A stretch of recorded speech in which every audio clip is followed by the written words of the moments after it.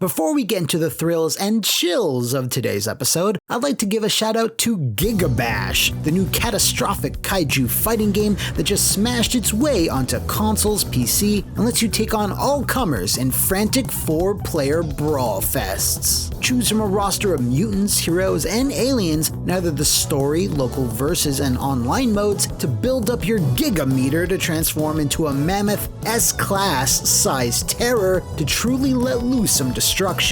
A lot of you out there know I'm always lusting for more kaiju-based mayhem reminiscent of the old Godzilla games or War of the Monsters, and Gigabash has absolutely been scratching that itch. So if you're looking to stomp your way to victory on either the PS4, PS5, the Epic Games Store, or Steam, check out the links in the description below. And now, without further ado, let's start the show. Welcome back to another episode of What Capcom?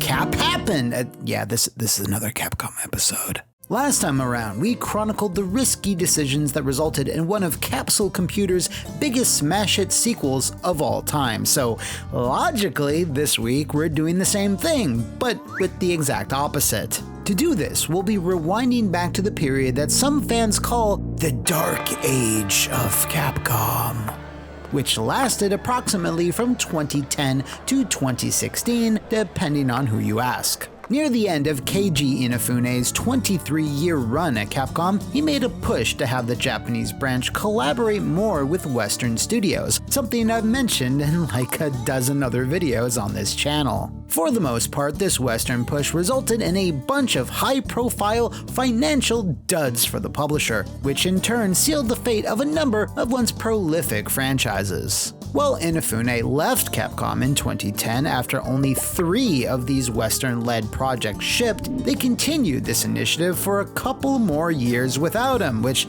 shockingly didn't improve matters much. Today's subject just so happens to be one of these last few remaining games, and the third mainline release in a franchise that Capcom had used to kick off the 7th console generation with a bang. A series that would sadly end within that same generation with a cold, shuddering whimper. So bottle up some thermal energy and hop into your rig. It's time to find out what happened to Lost Planet 3.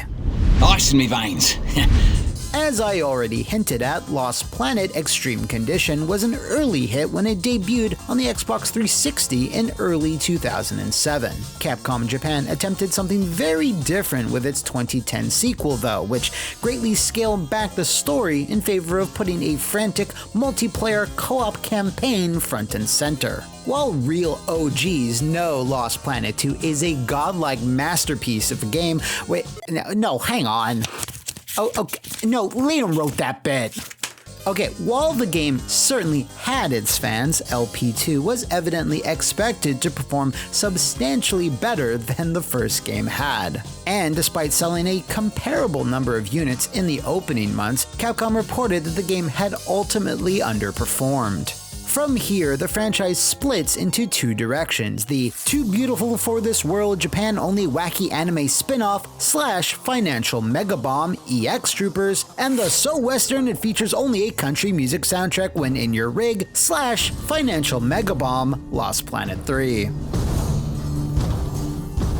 Kenji Oguro, the director of the first 2 entries, started having conversations with Capcom Japan producer Andrew Zemansky on how to best approach developing another sequel, as the multiplayer-centric path they had gone with Lost Planet 2 didn't really work out. In a Polygon interview with Zemansky, it was revealed that to help them find that new direction, Oguro pulled out an old PS2 prototype for the first Lost Planet, which at that time was called Third Planet. This canned version featured exploration-driven gameplay with resource gathering positioned as a main gameplay element, in stark contrast to the heavy action focus the final Xbox 360 release would wind up being.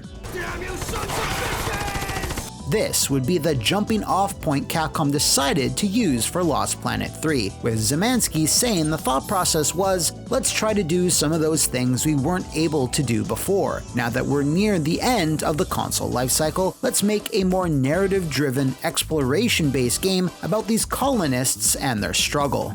Quick sidebar, all the following footage you'll see of the finished game comes from my recent LP3 revisit over on my Flophouse Plays channel. While it certainly doesn't stand toe-to-toe with contemporaries like Dead Space or Gears of War, I was really impressed with the atmosphere and genuinely engrossing story. Check the link in the description if you want to see for yourself. Now that Capcom had a general direction to shoot for, they needed to find a studio to bring it to life. It's not exactly clear as to why a Japanese team wasn't chosen for this next entry, although EX Troopers already being in development within Capcom Japan could be a possible reason. See, in 2010, ex-Capcom president Haruhiro Sugimoto expressed in no uncertain terms that the financial failure of Bionic Commando and Dark Void would change the way they worked with Western developers. They would plan to only collaborate with these studios on current established IP, rather than dormant or all-original ones. Big emphasis on they would plan to, since they would still wind up doing Remember Me in a few years. Anyway, it is worth noting that of the 3 Western-led games that had shipped so far, Dead Rising 2 was the only one that could be considered an unambiguous success, so that could have possibly been a key factor in this decision too. Since the Lost Planet series was still chugging along, it fit Sugimoto's qualifiers and kicked off a galaxy-spanning search for a studio to do the job. Andrew Zimanski was placed as one of the project's producers, and thus he flew from Japan to the US to find a studio that was available and had experience with modern action games. He found himself at the door of Spark Unlimited, who in recent years had a number of projects fall through with other publishers, and thus were keen to get something greenlit. If that name sounds familiar, well, it really shouldn't.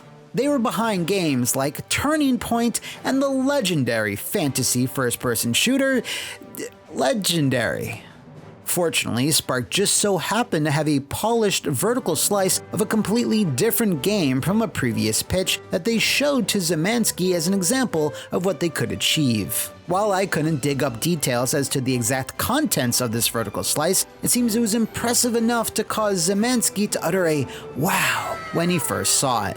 Still though, the studio was going to be a hard sell to his bosses back at Capcom HQ, with Zimanski expressing so in that same interview with Polygon. There was a certain amount of trepidation walking into Spark. I'd seen the games, I'd seen the Metacritic, there's no point in sugarcoating it, but I'm not gonna write them off purely because of that. We've all known teams that have fluctuated between great products and not so great products. A lot of it is publisher relationships. Honestly, that's pretty fair. Spark had been reorganizing their development teams and hiring more people around the same time as Zimanski's visit, so that, coupled with the impressive proof of concept build, nabbed them the job.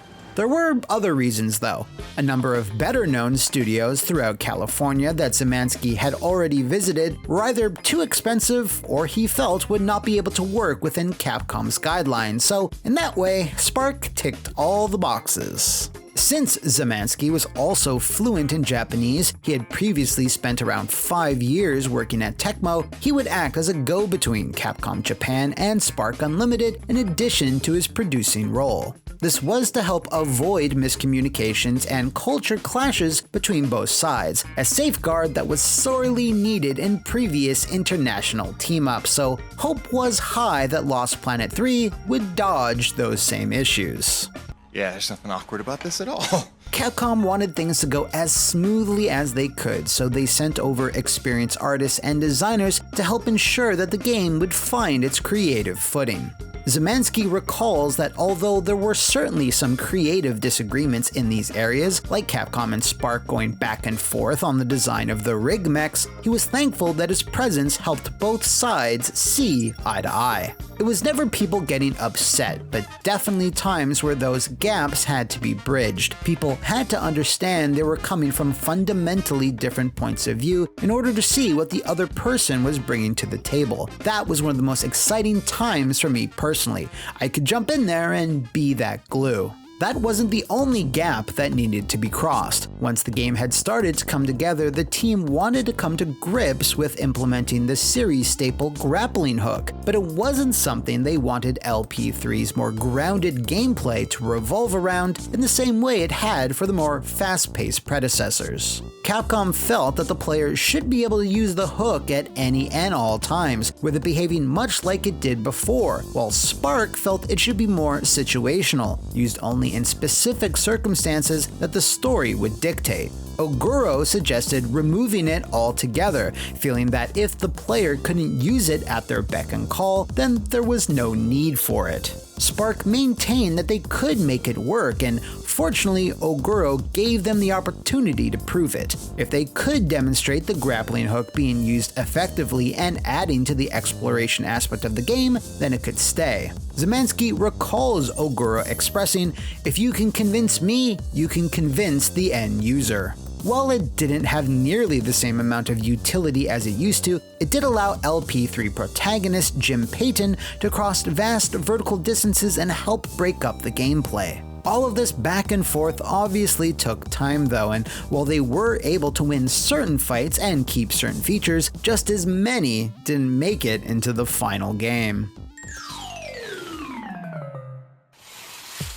I spoke to an anonymous source who was at Spark Unlimited during LP3's development, who explained how a few things were drastically scaled back during the game's lifecycle. The major one was ice melting, slamming down a staff that melts all the ice in a radius to expose stuff. I think it was used once in the final game to reveal an old structure, but that was going to be a major aspect everywhere. We were building around it and it had memory issues, so it was dropped.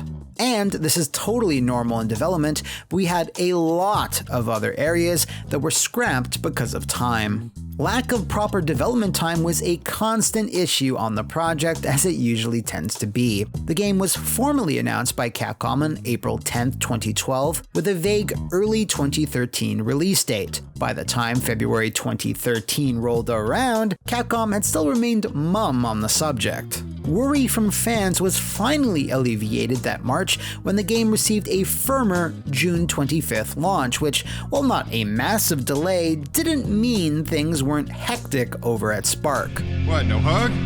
The source I spoke to said that behind the scenes he would describe the project as super stressful, super crunchy, and shared their memories of the time. I can say wrapping up that game was the most chaotic experience I've ever been on. I can't speak to details because I'm not sure what the facts are, but there were camps in the studio who wanted to force a delay to give us more time to polish. I don't know if any of that was successful or if those delays were just the normal too buggy to Goldmaster reasons, but stress levels were insane and a lot of closed-door meetings were happening. Yes, he said delays, plural, because just a month later, in April, Capcom announced another 2-month delay from June 25th to August 27th. The only public statement I could find regarding this 11th hour change comes in the form of a statement Capcom had shared to Polygon, plainly citing business reasons for the delay. Now, looking at the June 2013 release calendar, I guess Capcom was really nervous about Deadpool? No, that doesn't seem quite right. Whatever it was, at the end of the day, no developer would ever object to more time. Turns out, August 27th wasn't the best date to launch at retail either, as it was the same day that Final Fantasy XIV was reborn, Killer is Dead was also unleashed on both HD consoles, and finally, the yearly Madden entry, I don't care which one it was, also kicked off. Regardless, there was a distinct lack of hype going into the game's launch no matter which month it was in, as fans of the previous Lost Planets could clearly see that this was going to be a different take, and not to mention, many general Western fans of Capcom were still in the doldrums of the aforementioned dark age of the company. Just to put it in perspective, Capcom's entire AAA home console lineup for the year consisted of DMC, Devil May Cry, Remember Me, I Barely Do, and I just mentioned it earlier in this video, Lost Planet 3 of course, and then Dead Rising 3. All Western developed games, and all of them selling or reviewing worse than previous entries. Even if modern Resident Evil or Monster Hunter isn't your cup of tea, be grateful for the Capcom you have today. In Japan, Famitsu reported that Lost Planet 3 moved just shy of 37,000 units across both PS3 and the 360. If you exclude the EX Troopers spin-off, which sold less than even that at launch but slowly caught back up over time, Lost Planet 3 was the new low point for the series. In North America, the game failed to chart in the NPD Top 10 for both August and September 2013. For a smidge of additional context, the Wii U exclusive Pikmin 3 took the 10th place spot, with Nintendo reporting approximately 115,000 units sold across both physical and digital. NPD only tracks physical sales, so with a bit of math and common sense, one can intuit that there's a real chance Lost Planet 3 moved under 100,000 units in North America during its launch period. That can't be good. Finally, in Capcom's quarterly earnings report, they cited LP3 as selling below expectations, cementing the fact that it received an absolutely frosty reception worldwide. Reviews were much warmer, with most outlets taking issue with the core gameplay itself, specifically it feeling very repetitive after just a few missions, and its similarity to many other waist-high cover shooters of the day, a style of game that was already getting a bit played out by this point. On the flip side, Lost Planet 3's story about old Jim just trying to provide for his family while he's light years away from them received lots of praise, even earning it a nomination for Outstanding Achievement in Video Game Writing by the Writers Guild of America, although it was ultimately edged out by The Last of Us. Please! Show this good man mercy! But it was the financials which were not looking too hot. Lost Planet 3, though, did receive DLC that October in the form of everyone's favorite type of downloadable content for a game marketed primarily as a single-player narrative-based experience: multiplayer stuff.